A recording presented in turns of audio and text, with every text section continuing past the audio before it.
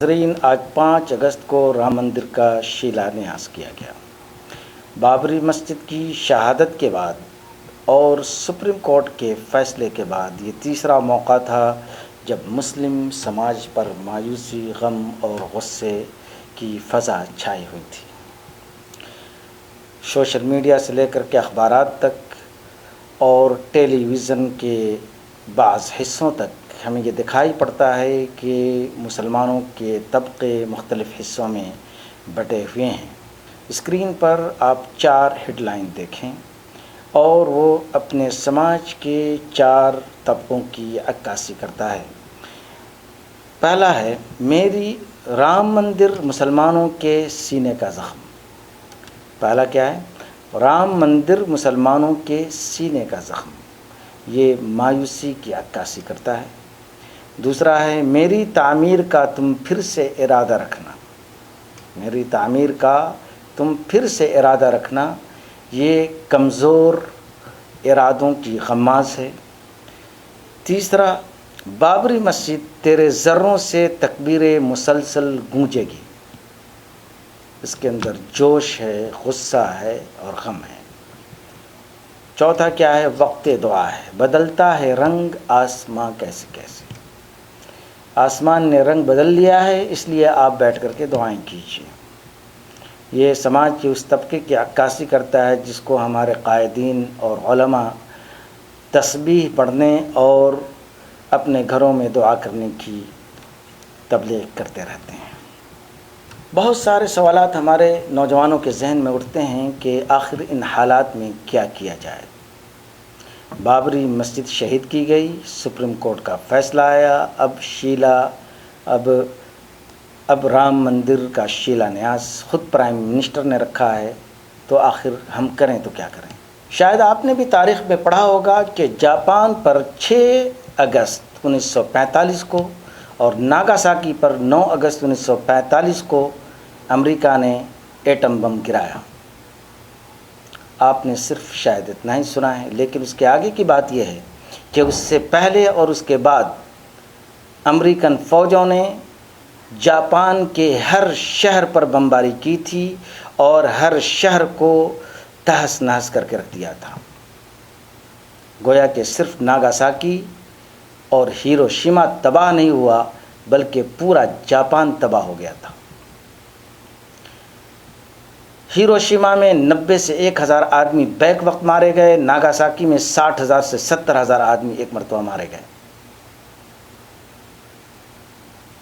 غور کریں، اگر سیم سچویشن مسلمانوں کے پاس اگر ہو تو کیا کریں؟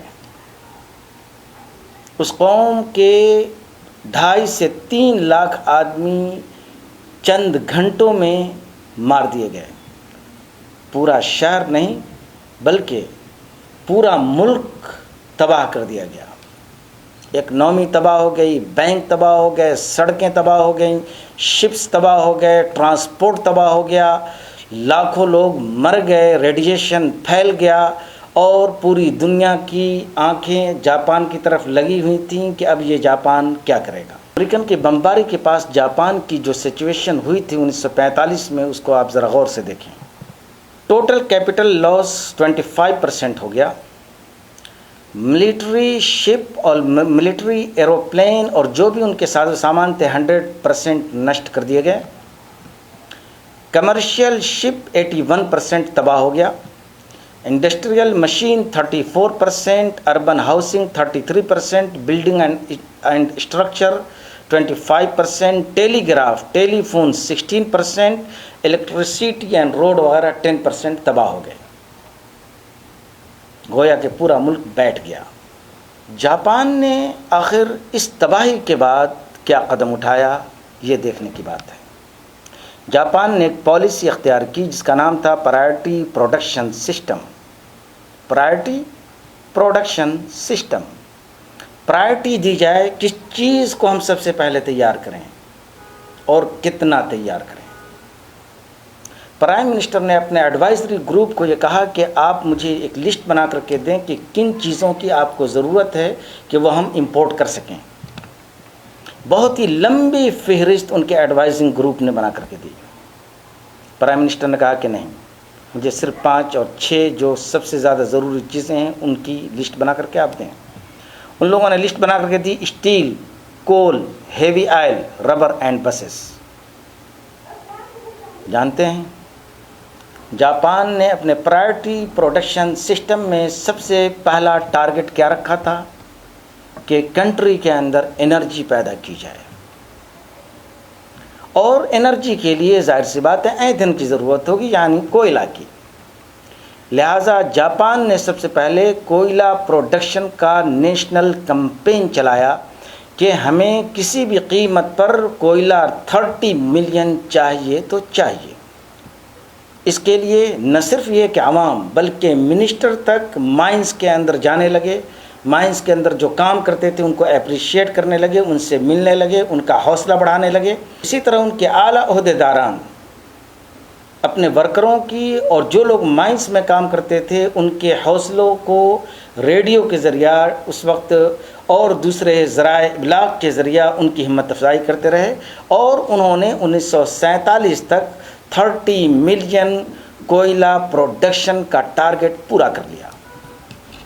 1947 تک، یعنی 45 کے بعد 1947 تک 29.32 ملین ٹنز کوئلہ لوکلی اور ڈومیسٹکلی پروڈکشن ہونے لگا جاپان میں۔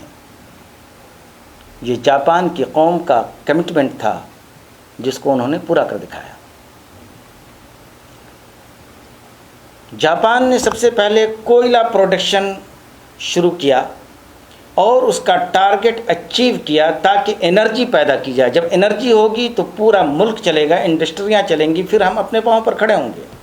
چنانچہ 2 سال کے اندر 1947 میں جاپان کے اندر ریکوری شروع ہو گئی۔ آج ہم اور آپ اسی موڑ پر کھڑے ہوئے ہیں۔ یہ 75 سال پہلے کی بات ہے، اور آج 2020 میں ہم اور آپ اسی موڑ پر کھڑے ہوئے ہیں۔ ہندوستان کے اندر مسلمانوں کا وجود خطرے میں یقیناً ہے۔ رام مندر کے شیلانیاس سے ہمیں کوئی دقت نہیں، بابری مسجد کی شہادت یقیناً ایک افسوسناک عمل ہے، مگر بابری مسجد کی شہادت کا مسئلہ نہیں ہے، مسئلہ ہے 20 کروڑ مسلمانوں کے وجود کا۔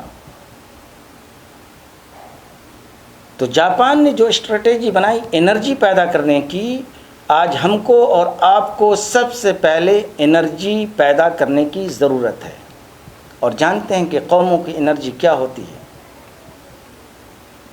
آپ کی کتاب جو اللہ تعالیٰ نے نازل کی ہے، اس کی پہلی آیت جو اتری تھی وہ ہے قوموں کی انرجی۔ اقرأ بسم ربک الذی خلق، ایجوکیشن۔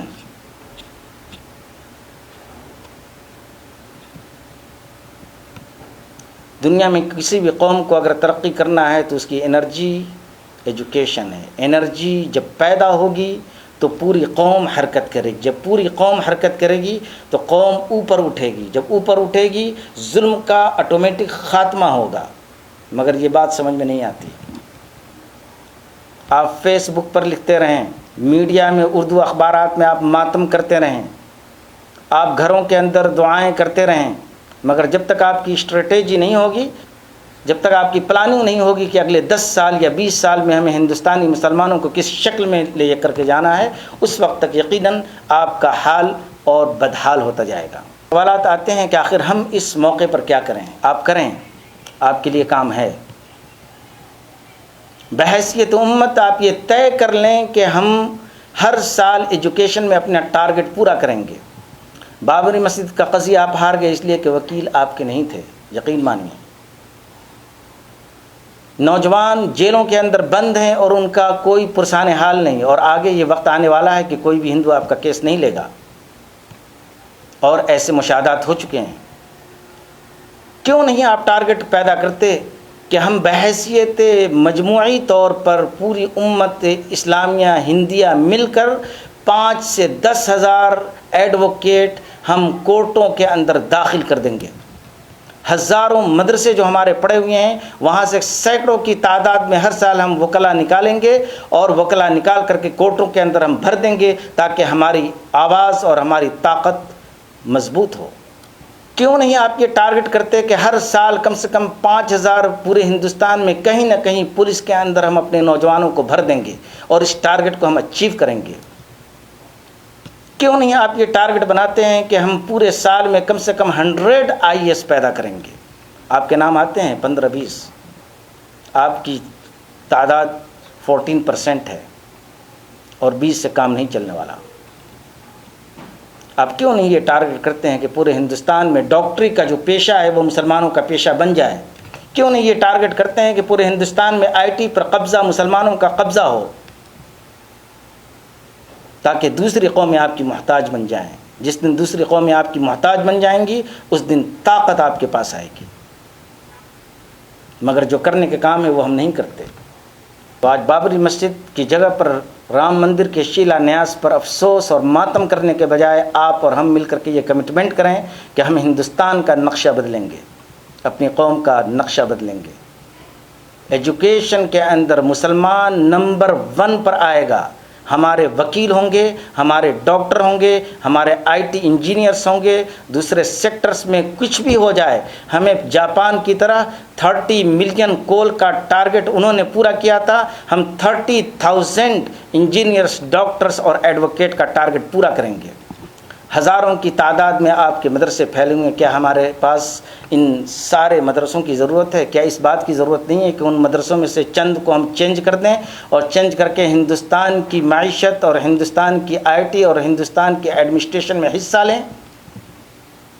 کیا زکوٰۃ کے پیسے صرف مدرسے میں پڑھنے والوں کے لیے جائز ہیں اور باقی کے لیے حرام ہیں؟ کیا ہم اتنے بڑے فنڈ کو ہم ہندوستان کی معیشت اور ہندوستان میں مسلمانوں کو طاقتور بنانے کے لیے خرچ نہیں کر سکتے؟ یقیناً کر سکتے ہیں۔ ان اللہ لا یغیر ما بقوم حتی یغیروا ما بانفسہم، جب تک اپنے آپ کو چینج نہیں کرو گے تمہاری حالت چینج ہونے والی نہیں ہے، یاد رکھو۔ اور حالت چینج کرنے کا مطلب یہ کہ اپنی اسٹریٹجی، اپنی پلاننگ، اپنی ذہنیت اور اپنا خیال اور اپنا عقیدہ یہ سب چینج کرو۔ اس لیے میں امید کرتا ہوں کہ ہمارے نوجوان بجائے اس کے کہ افسوس اور ماتم کریں گے، اپنے لیول پر کم از کم ٹارگٹ کریں گے کہ ہم ہندوستان میں تعلیم کا نقشہ مسلمانوں کے لیے تبدیل کر کے رکھ دیں گے۔ اللہ تعالی ہمیں اور آپ کو، ہم سب کو توفیق عطا فرمائے۔